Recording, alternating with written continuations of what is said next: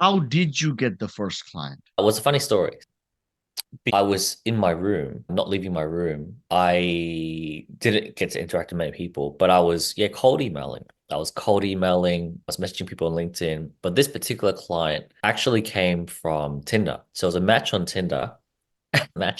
And then I was just like talking. And then she had a business where she did like retreats. And then I said, oh, have you ever thought about adding an email list to your arsenal? Welcome to the show, Max. Thank you for having me, Mark. Looking forward to this. I have been looking forward to this all week. It's a Friday as I'm shooting here. Shot a lot of episodes, but this is a masterclass like never before. We're learning today from you, as someone who has built so many companies, how to start something from scratch and scale it to tier. Before we dive into that, tell me a little bit about how you got into entrepreneurship in the first place. Yeah, I think it's the same as a lot of people. It's either pain or pleasure. For me, it was pain. So I used to work in corporate banking and did pretty well, got 3 promotions in 5 years, was loving it until one day I just realized, wow, I feel like I have no freedom. So then it really felt like my job, my current situation was like a burning ship. I had no plan, didn't really, because I didn't have a plan, I didn't have savings. So I was leaving a really high paying job, especially for my age at the time,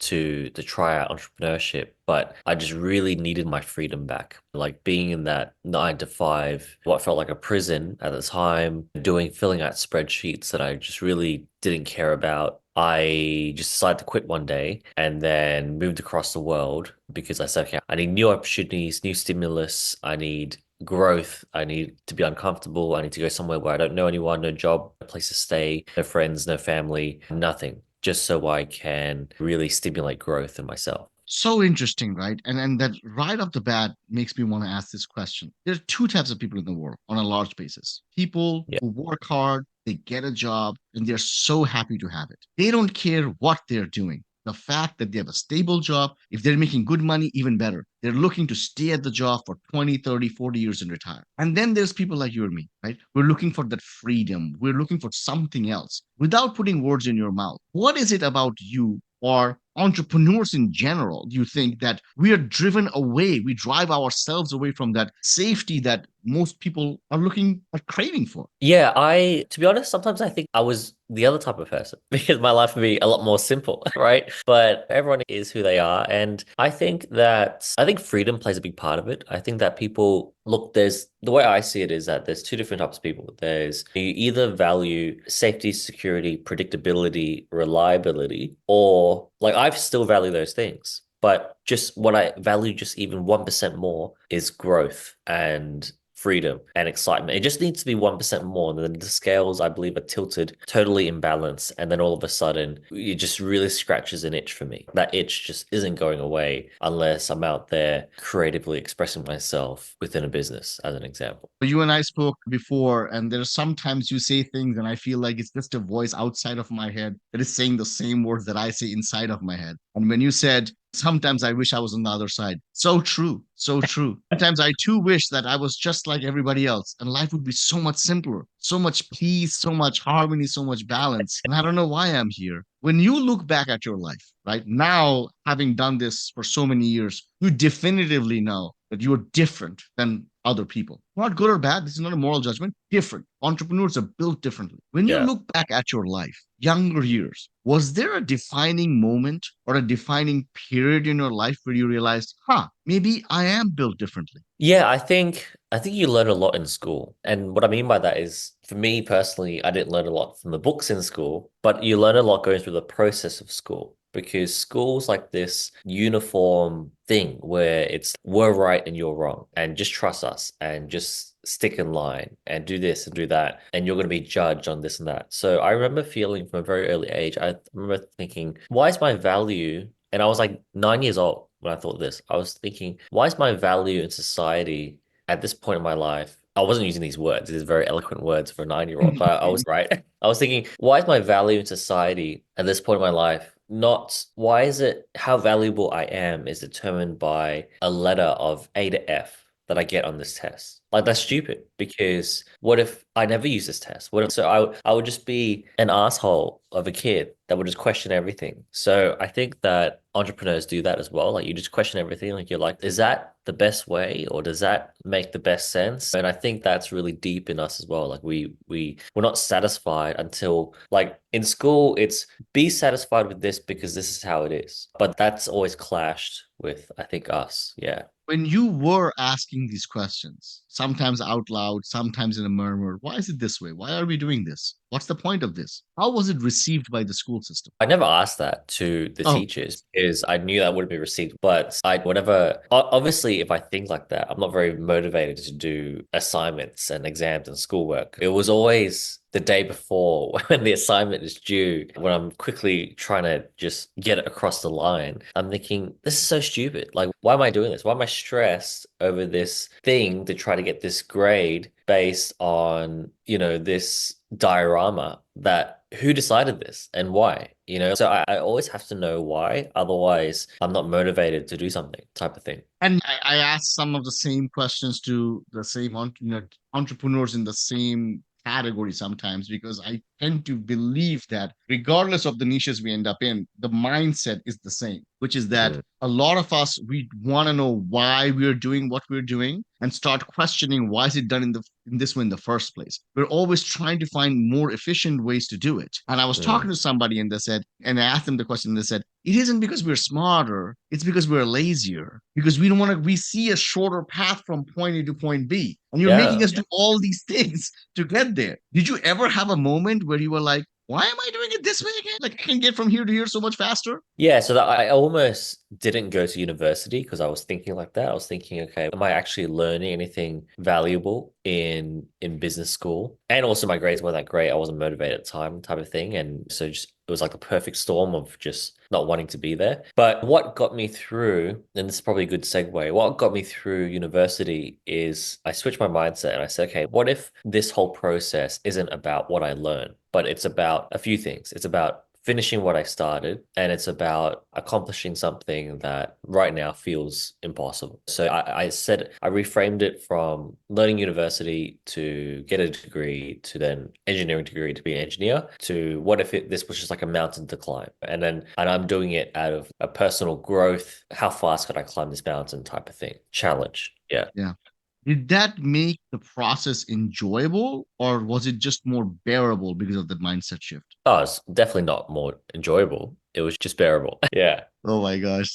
I feel like we're twins somehow. So you graduate college, right? Now you had committed yourself to doing something. You've finished it. You've seen it through. Yeah. So in a sense, you have climbed over this mountain. Now Yeah. what? What was the next step? Yeah, it took me 6 years to finish a 3-year degree, right? So when I say that I didn't do well in school, I really mean that. Like I actually received a probation letter saying if you fail one more subjects, you're not like you're banned from this university. So I thought, oh wow, cool. That'll go in a book someday. And so because it took me so long to finish my degree, I had actually landed my dream job about halfway. So I already was in my dream job, which is the banking job. It's working in corporate, received like 3 promotions in 5 years, really well paid. And then, yeah, I woke up one day, went to work, I had to wear a suit and tie every day, which I loved at the beginning, but then that got really old. And then I looked at my boss and his boss right in front of me. And in my corporate pillar, there's a very clear pathway, but also the pathway has very few senior leadership positions. So I could see I was 23 at the time, I could see the next 30 years of career progressions in front of me in one, two, and three, my boss and his boss. And I thought to myself, wow, shit, they look so unhappy. And then I realized, shit, what the hell am I doing here? If I don't want that, then the next 30 years of my life,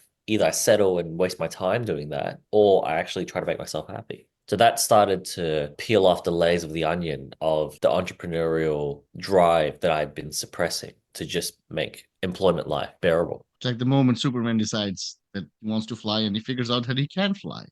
It's a different Yeah. evolution, right? Before we moved into the flight of the Superman, I want to touch one thing. You didn't do well in school, but you didn't let that define behind. There are so many people who go to school and we let the grades and the opinions of our teachers and our family members and everything around us define us. What was it within you that you had that chuckle that, well, this is going to go in a book someday? And not like, oh, I guess I'm just stupid. Yeah. I'm just so lucky to have this job. What was that in you that made the difference? Yeah, that's a really good point. Really, because I have friends that I went to school with that I really feel are smarter than me, and they've got so much, but they just don't believe in themselves, basically. They zero belief. So the question is, what is it that didn't let me not doing well in school beat me down? I think it was just a questioning, because if you question something, you don't like, if I question that, is the school system the best way? Obviously, that I don't believe 100%. I don't believe 100% that the school system is credible, which is a big thing for us to question. Like, hey, look, this whole society around me, maybe it has it wrong. And because I was questioning that, I was thinking, okay, then there must be a better way. And then I think in many ways as well, I grew up at a time where the gift of social media was coming quite fast. When I was in high school, Facebook was coming out, and then you slowly started to receive this media of the overnight entrepreneur, right? Like the billionaire 21-year-old, the Mark Zuckerberg, literally. And then I was like, wow, okay, if that's possible, then I really know that this is bullshit. Like for me, not, I have a lot of respect for educators. I think they're doing a great job, but I really felt like I was a shark and you're grading me on how to climb a tree like a monkey, but I'm a shark and I need to be swimming in the ocean type of thing. Love it. Love it. And there's so much value in what you just said. Identifying in this analogy what type of animal you are and what you're being asked to do. And if you're a shark, if you're a fish of any kind, you're meant to swim. And Yeah. comparing yourself even to a squirrel who can run around isn't fair. You're a Yeah. shark that's losing to a squirrel. You're a shark. You're just in the water. You're not supposed to be on the land. So just because you suffocate out of oxygen doesn't make the squirrel a superior animal. You're just in the wrong place. So I love that. I love that. Okay, so here you are. Now you have had this realization that there's something within me that makes me different than others. I don't know what that is. I want to be an entrepreneur. You're getting motivated by these stories of 21-year-old people who are making it successful. And you're like, I'm going to do something. What did the first couple steps look like? Okay, so first I made a promise to myself. Okay, like I've already decided I'm going to quit. And I think a lot of people don't even make that first step where they make a commitment and they stick to it, right? And I didn't know this at the time, but I think a really big point is that I gave myself permission to not have it all figured out. A lot of people try to control and have things figured out, and that's not really called success. That's just called execution, right? That's not called growth. That's just called making a coffee. Like you make that you can achieve that. There's no sensation of adversity and overcoming failure in that. And people try to avoid failure. And from a very young age, I've always been okay with it because I was failing a lot of grades in school. So I had to be okay with it. That conditioned me, okay, this F or this thing or this outcome that isn't desired, it doesn't define me. It's no big deal. It's not going to break my heart. Just take the test again or change subject. That was the strategy when I was in school. And then it's the same strategy in the real world. It's okay, what did I learn? And then just try something new. You've got to decide what do you want and don't compromise on that. So it's okay. I had a very clear vision. I didn't write it down or anything, which is in my head. I was like, I want to be totally remote, working from a laptop, wearing like a Cuban fedora hat, sitting on a beach and just answering the phone. Yeah, how cool is that? I want to be that business guy in a linen shirt under a palm tree. And then that happened in 9 months. Like it happened a lot faster than I expected it to happen. I had no idea how it was going to happen before, but I was like, I'm just going to try and fail and knock on a bajillion doors until I find this thing. Yeah. Before we dive deep into the specific tactical steps you took to get there, because in 9 months for you to be able to get to the promise that sometimes people can get for years, that's amazing. And we have to dig deep. I do want to go back to what you said a little bit about failures and how going through all those failures, you came to the realization of, I'll get through it. There's so much immense power in that because so many people are afraid to fail because they are afraid that something terrible and horrible would happen. But much like you, I had a lot of failures in my early years. And at some point, I also realized that I'll just get through this like everything else. And all of a sudden, it demystified the power of a failure. And it was almost like a wrinkle. Did you ever feel that? That well, it is what it is. I'll get over it. Yeah, so I remember a very specific moment. So there was a point where the report card came in. I was 9 years old and it wasn't where I was meant to be. And I remember feeling like this deep, like when you've been told off by your parents and you have this heavy black dark cloud over the back of your neck and you feel bad, you feel remorse, you feel guilt, like you just feel all these ridiculous feelings for this piece of paper that this piece of paper gives you. And then I remember thinking for some reason I had the awareness, I was thinking why, like I was questioning, and my thought process was, okay, I feel really crap right now, and so what are my options? My options are either A, I put myself in a box where I have to always overachieve, and that's ridiculous because that's just, it's almost like saying you're a tennis player and you're going to force yourself to always win, which just isn't possible. Like I listened to one of Roger Federer's speeches, and he said even the top 10 tennis players in the world only win about 55% of the time. So it's just not possible. And then so if I set that standard on my grades, that's not possible. So then I said, what's my other option? Then I have to be okay with failure. And then I asked myself, okay, what if I was okay with failing? And then all of a sudden, the dark black heavy cloud on the back of my neck just released. And I thought, oh, wow, that's easier. That's easier than the pressure of always winning. So I gave myself permission to basically be okay with failure in that moment. And then I've just been using that ever since. You're just such a fascinating person. The more I get to learn about you, I'm just so intrigued because you were having these thoughts at 9, these thoughts that don't usually come to people many years later, if they come at all. I grew up in the Indian education system, which is also a very difficult education system. And I remember not getting just of the grades and just feeling all the time that I wasn't good enough. And Mm. that's the only, I never even occurred to me that in a parallel universe, someone like yourself who's the same age as me is giving yourself the permission to, it's okay. It's okay to fail. So I love that. I love that. Let's talk about now the steps that you took to build your business.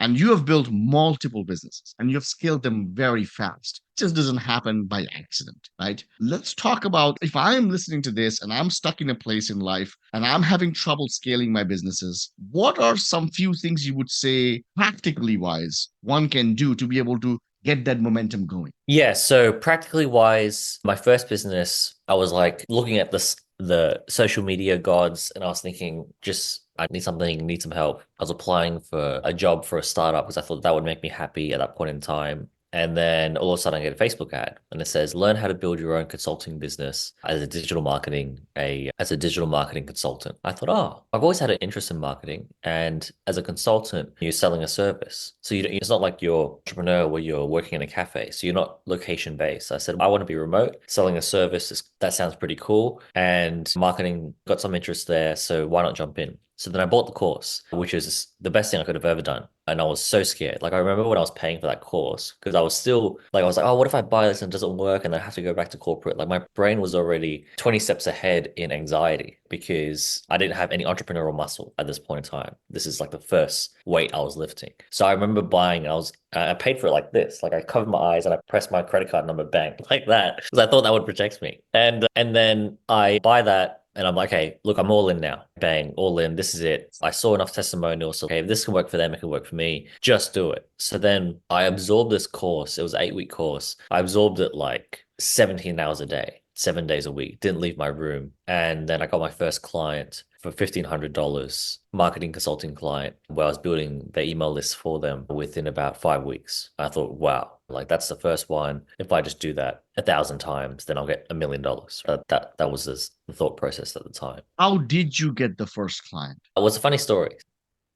I was in my room, not leaving my room. I didn't get to interact with many people, but I was, yeah, cold emailing. I was cold emailing, I was messaging people on LinkedIn. But this particular client actually came from Tinder. So it was a match on Tinder.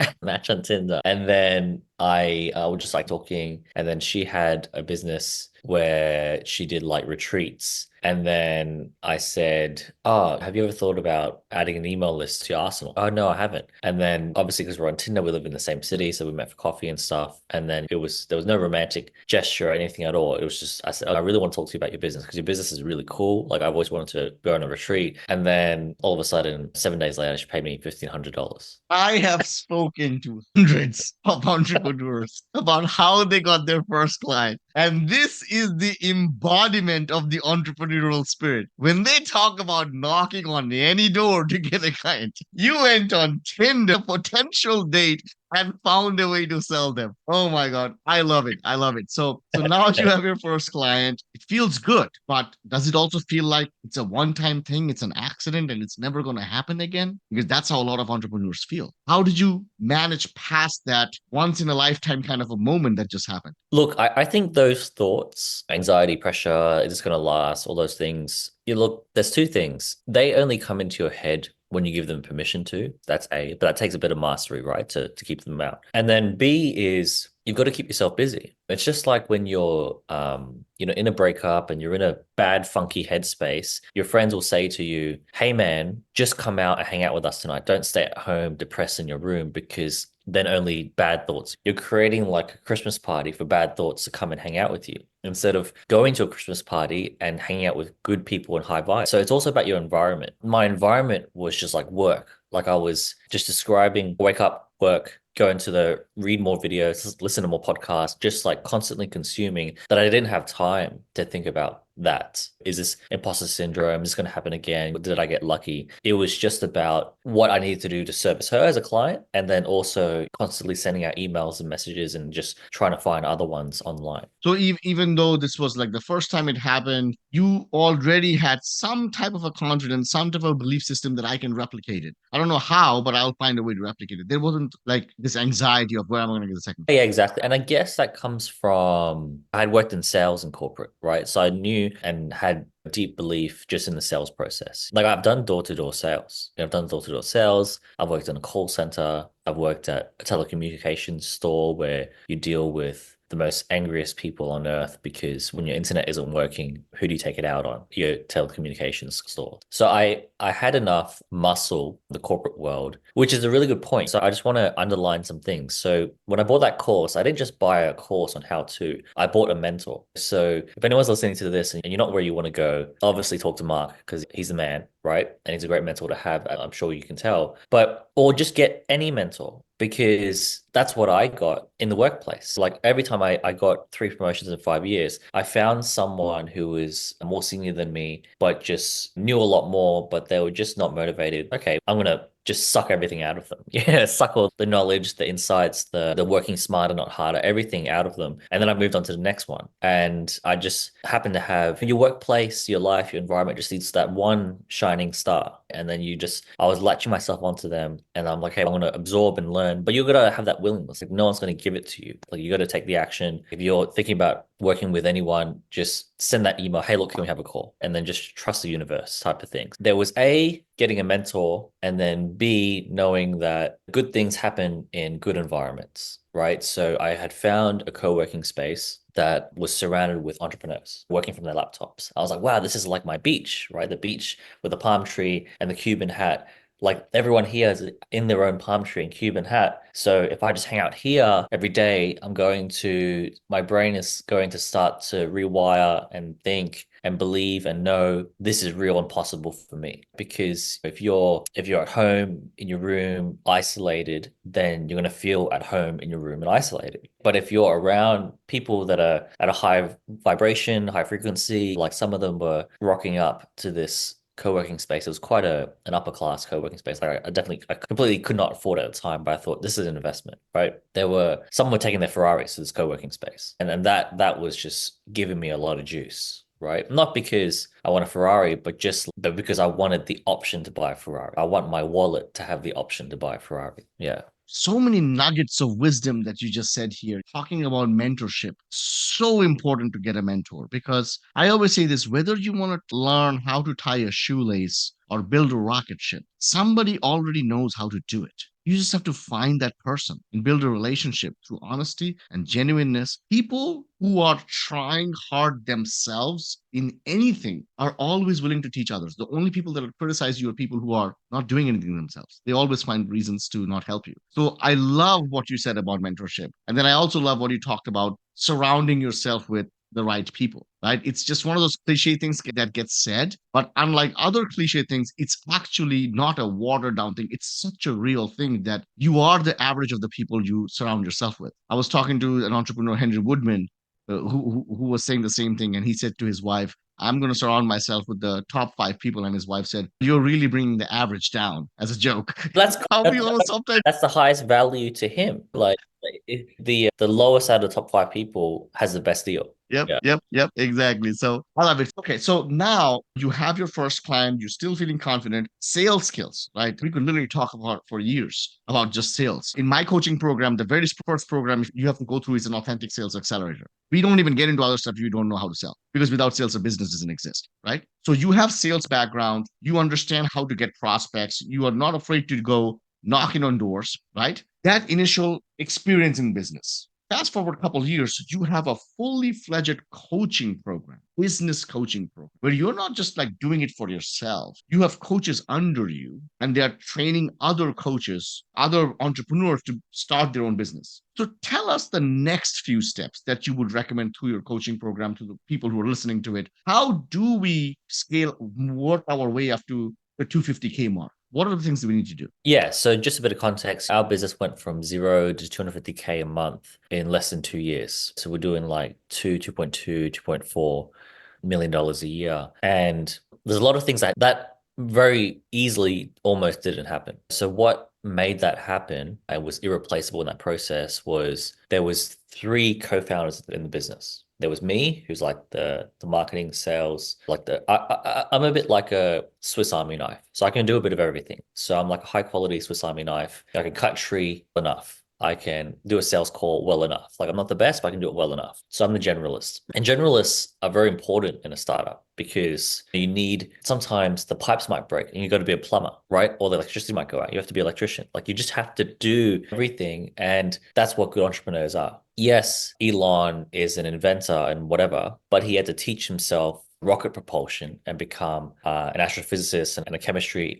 engineer and all that type of stuff to get his rockets into space because he couldn't find a hire for it. So it's that grit that can really create some magic. Then the next person was like our CTO, and then the next person was like the CEO. So he was like my mentor in the business. So he was the coach. So we built a business coaching business, and he had already been coaching for 7 years. He just couldn't get past like 10K a month type of thing. And then all of a sudden we're doing 250 together, right? We got to 20K a month and then we're doing 250 together, but that type of thing. I really believe that if you want to grow fast and you want to have fun and you want it to be enjoyable and you want to be able to have like off days and people to cover your back and that type of thing, and you want to build something big, you have to do it in a team. And that's just not just I buy a mentor and that type of thing. It's Mark, you got to have a number two and number three that work in your business full time. Now, that's really hard to find. Right, it's really hard to find a number two, a number three that you play along with. Like it's almost like going into a marriage. Like you have to like each other enough to call each other every day. You'll probably be each other's best man or woman at each other's weddings because that's how close you work together and that's how much time you spend together. Like these guys will be the best men at my wedding, no doubt, because of what we've gone through, type of thing. So now that once you have that, let's assume that you could find that, then scaling is actually very easy because you have your roles, you have your teams, and it's like playing whatever sport you want to call it, football, soccer, rugby, doubles, tennis. Like you cover your field, I cover my field, and then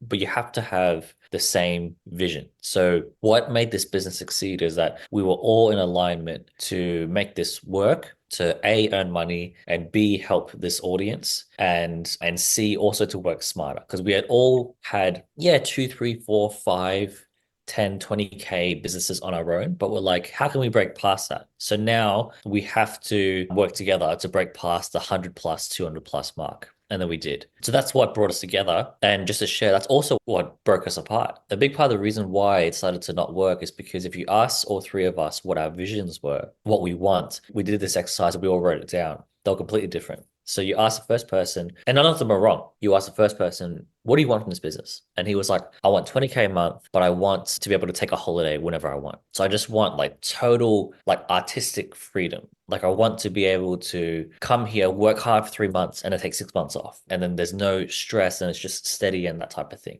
But when I work my 3 months, I do 10 months worth of work in 3 months. So he's a very lumpy type of person in terms of his workload and performance. And then the next guy was an ultra consistent person. So he said, I want a $10 million business that's totally systemized, that's, yeah, I can work in it and chip away and build it and build one brick at a time in a $10 million business. And then if you ask me, my answer's always been the same. I don't care what I do. I don't care who I work with. I'm a total team player. I could be the face. I could be the ass. I could be the back. I don't care. But as long as I build $100 million business, what scratches my itch and gets me excited is the size and the scale and just knowing that I've just sailed the Titanic into the harbor. Boom, this is my business, right? That's what is fun for me. So those are all three very different things. None of them are wrong. And we started to basically pull apart from each other and couldn't work each together anymore, right? Because one of them wants to run a sprint, one of them wants to do high jump, and the other one wants to do long jump,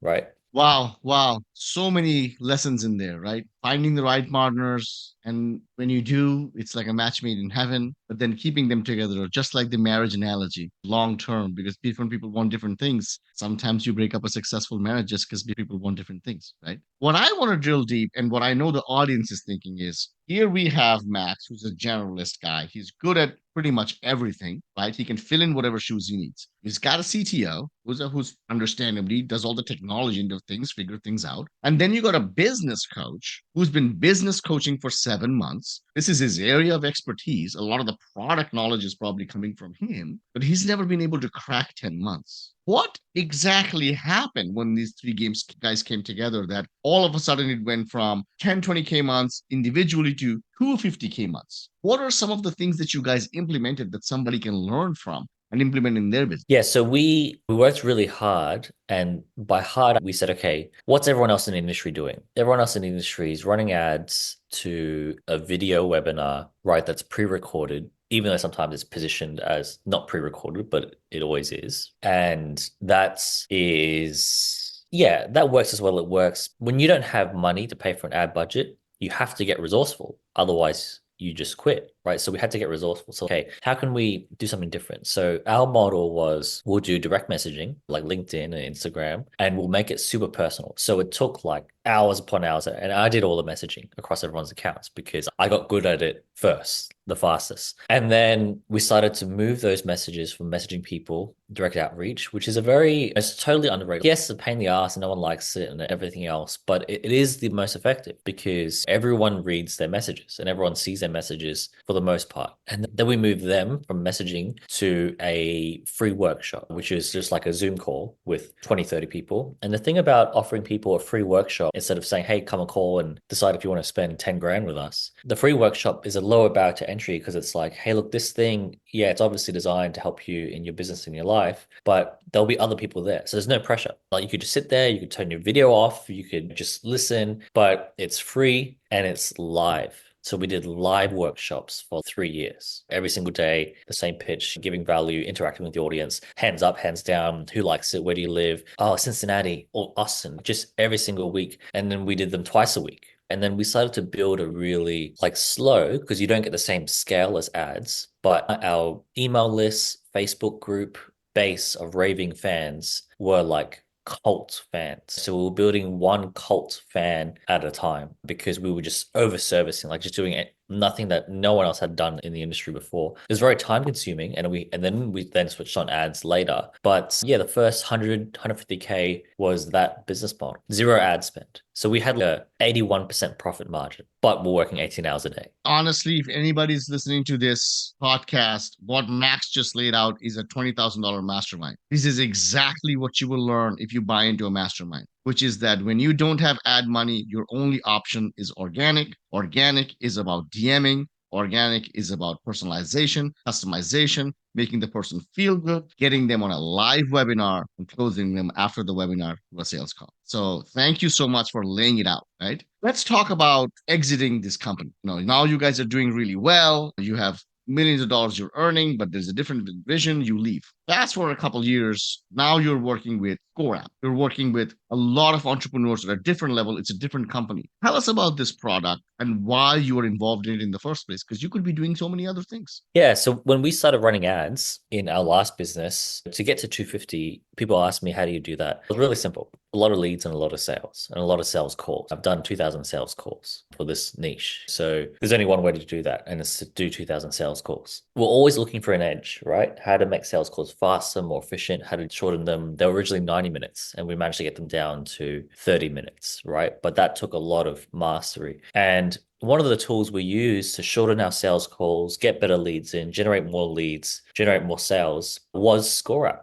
And it was so much so that the founder of ScoreApp is actually a friend of mine, Daniel Priestley, and he showed it to me in the early days when there was, I think, less than 200 subscribers. Now there's 6,000 people using it every single day. He said, "Hey, look, this is new." I said, "Oh yeah, sold. Like I know exactly how this can work, and I'm sold. I'm going to use it." And it was open for investment at that point in time. So I invested as an angel investor. I invested twice because I just every time we made more money, I put more money into it because I was like, this is a no-brainer. Also because I could take the app and then distribute it to my audience. So I could actually help increase my investment value and be authentic about it. And I was using it. So just total alignment. So what is ScoreApp? Look, when you're generating leads online, whether you have a lead is someone has expressed interest in what you have to offer and they give you their email and phone number, right? That's a lead. To get someone to do that, there's different types of things called lead magnets where you offer someone like a video, a podcast, a PDF, a book, or whatever. And those typically convert at percent.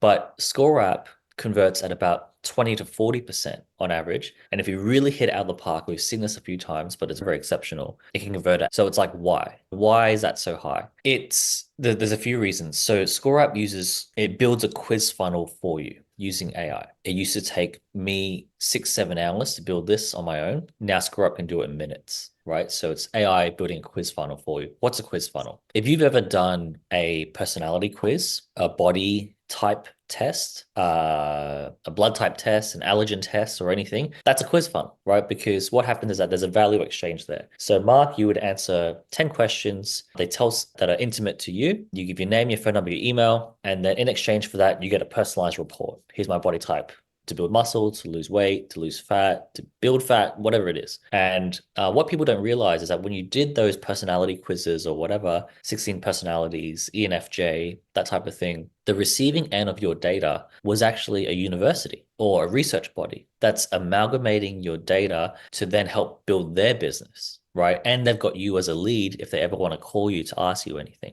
So imagine that type of funnel and value exchange for your clients in your business. As a business coach, our clients range from everything. There's 6,000 paying clients. They're coaches, authors, service providers, entrepreneurs, accountants, financial planners, landscaping, solar roof energy installation services, building services, engineering services, all types of services. And what it does is that it helps you to measure where you are today, where you want to go. And it's, hey, Mr. Customer, I can see that you've just filled out our quiz and you've scored 3 out of 10. Would you like to learn what it would take for you to get from 3 to 10? Let me give you 3 tips. And then all of a sudden you're 50% through a sales call. Lovely product because especially it's focused on problem solving as opposed to a regular conventional boring lead magnet as a PDF ebook that is being sent out that nobody will ever read. You are providing answers real time to the questions that you have, and you're getting a report in a matter of seconds after that to be able to diagnose what you need to do to be able to move forward. So I love it. Yeah. Now, what is happening in Maxwell's life? So many things going on, ScoreApp's going on. What's the next step? Where do you see yourself in 5 years? Very good coaching question. So I've personally set a goal that by 2030, whatever that is, 6 years away, I want to hit that $100 million number, right? Whether it's a business. No, I want to hit the $100 million number in terms of money in my bank account. And so everything that I'm doing is geared towards that goal. And I don't know how I'm going to get there. I'm starting to draw the lines around the edge of the frame of that. But I've decided that I'm just going to run towards that 2030, $100 million.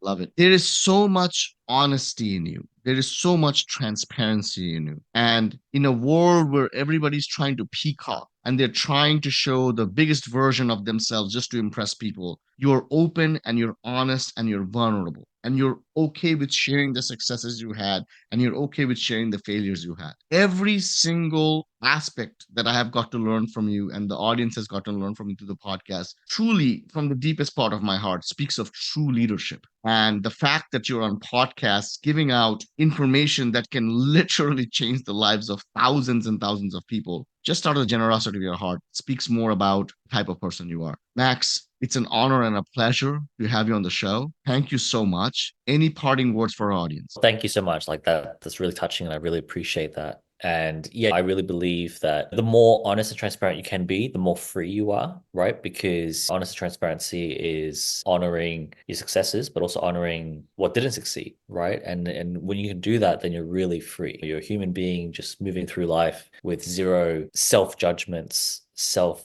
taking permission away from yourself and all that type of stuff. What I would say is everyone that wants to do something out there, A, just go for it. And B, if you don't know how to go for it, then you can absolutely find someone who does. And maybe you're not ready to do it today. I just want to challenge you and say, look, so I used to do a coaching exercise with my clients. An exercise is, okay, look, close your eyes. And now I want you to imagine that you're on your last breath. You're on your deathbed. You're 101 years old. And this isn't about you dying. This is you're 101 years old and you're wrinkly. And what are you doing that's you're really happy? Some people are like, I'm lying down, I'm at the beach, I'm dancing, I'm singing, I'm cooking, whatever that thing is. I said, okay, great. Now I want you to imagine that you have a smile on your face. And you have a smile on your face because you've already lived a life of 100% zero regret. And you've already lived a life of 100% satisfaction, 100% fulfillment, and 100% no stone left unturned. Now, what advice would that version of you give to you today? Will they tell you to do more or less of so that you could have that smile of 100% fulfillment 100 years from now? What is the most common answer you got? I have to ask. Yeah, so they'd often cry, right? Because I get them really present in the moment. They often cry and they'd say, "Yeah, just do it. Stop caring about what other people think." It's probably stop caring about what other people think. That's the ultimate handcuff that we give ourselves. Wow, so much value. I literally feel like we could talk for 4 hours straight, but the format of the show, we will stop at 1 hour. Thank you again so much, Max. It was a pleasure and honor speaking to you. Amazing. Thanks for having me, Mark. Thank you.